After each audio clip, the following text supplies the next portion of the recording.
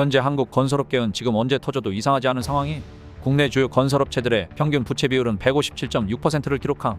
부채 비율 200%만 넘어도 위험 신호라며 해외에서는 구조조정하고 난리인데 한국엔 부채 비율이 200%를 초과한 기업이 13곳이, 200%까지는 그렇다 쳐도 500%를 초과한 기업이 5곳이, 1000%가 넘는 기업도 있는데 이 중 하나라도 터지면 나머지 200%가 넘는 기업들도 줄줄이 위험해질 수 있는 상황이, 부채 비율이 500%를 넘는다는 것은 사실상 자본보다 부채가 몇 배나 많다는 의미라 줄부도 사태가 일어나면 부동산 살리기 바쁜 정부도 감당할 수 없는 상황이 된다는 거임.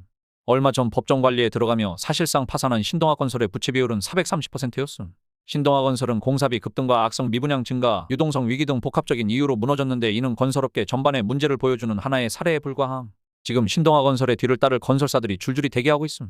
문제는 신동아건설보다 자산 규모도 훨씬 크고 부채 비율이 높은 기업들이라는 거임. 삼부토건은 부채 비율 958.2%로 건설업계 최악의 상태를 기록함. 자본 총액이 416억 원인 반면 부채는 3,991억 원에 달함. 자본 대비 부채가 10배에 이르는 상황임. 이는 기업이 정상적으로 운영될 수 없는 상태를 의미함. KD는 부채 비율 839.4%를 기록하며 두 번째로 높은 부채 비율을 기록함. 자본 총액 384억 원의 부채 총액은 3,225억 원임. 마찬가지로 사실상 부채에 의존하여 운영되고 있는 상태임. 이제부터는 자산 규모 조단위 건설사들이 등장함. 금호건설은 부채 비율 570.4%로 3위에 위치함. 자산 규모는 1조 5,609억 원에 달하지만 부채가 이를 압도하 있음. 자산 규모가 2조 5,654억 원인 태영건설은 부채 비율 526.4%를 기록함.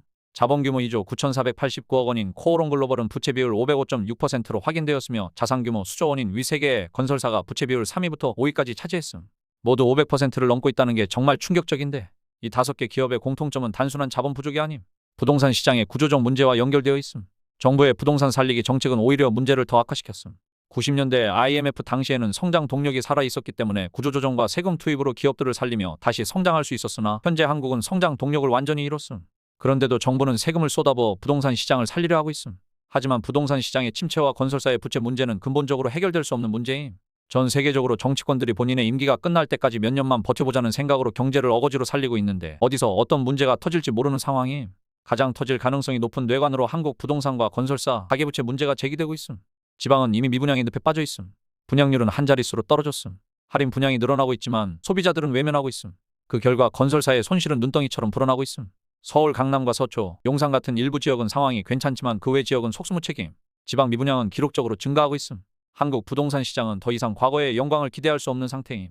한국의 인구 감소는 부동산 시장에 암울한 미래를 예고하고 있음. 부동산 시장을 살리기 위해서는 베이비붐 세대 이후 부동산 시장을 떠받칠 마지막 세대인 80에서 90년대생들의 역할이 중요하지만 이들 세대들은 이미 영끌에 지쳐 한계에 다다르고 있음. 일부 30대는 영끌로 부동산을 구매했지만 높은 금리에 허덕이며 소비 여력이 거의 사라짐. 소비가 죽으면서 경제는 더 깊은 침체로 빠지고 있음. 다음 세대의 앞으로 얼마나 더 부동산을 떠받칠 수 있을지는 의문임. 이 모든 것이 한국 부동산 시장의 끝을 암시하고 있음. 건설사들이 무너지는 것은 단순한 시작임. 시장의 붕괴는 불가피해 보임. 건설사의 연쇄 도산은 단순한 업계 문제로 끝나지 않음. 부채 비율 500%를 넘는 기업들은 이미 붕괴 직전임. 이들이 무너지면 건설업계를 넘어 한국 경제 전체로 위기가 확산될 것임. 건설사들의 파산은 공사 중단, 일자리 감소, 지역 경제 붕괴로 이어질 것임. 지방 경제는 이미 치명적인 상태임. 부동산 시장의 침체는 금융시장에도 영향을 미침. 건설사가 가진 대출 부실은 금융권에 큰 부담을 줄 것임.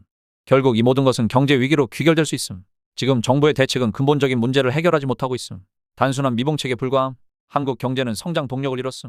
부동산 시장의 회복은 더 이상 기대할 수 없음. 인구 감소, 소비 위축, 지방 경제의 붕괴가 그것을 증명함. 이제는 과감한 변화가 필요함. 건설사에 대한 과도한 지원을 멈추고 재정 건전성을 회복해야 함. 구조조정과 함께 새로운 성장 동력을 찾아야 함. 그렇지 않으면 한국 경제는 회복 불가능한 침체로 빠질 것임. 부동산 시장은 이미 끝났다고 봐도 과언이 아님. 남은 것은 이 폐허 속에서 어떻게 생존할 것인가의 문제임. 지금 세상은 빠르게 변하고 있음. 이런 시대의 위기를 기회로 삼고 불을 쌓는 사람이 진정한 승자가 될 것임. 경제와 관련된 소식들을 빠르게 받아보고 싶다면 지금 바로 구독과 좋아요 콱콱 받고 급변하는 세상에서 최종 승자가 되어보라고.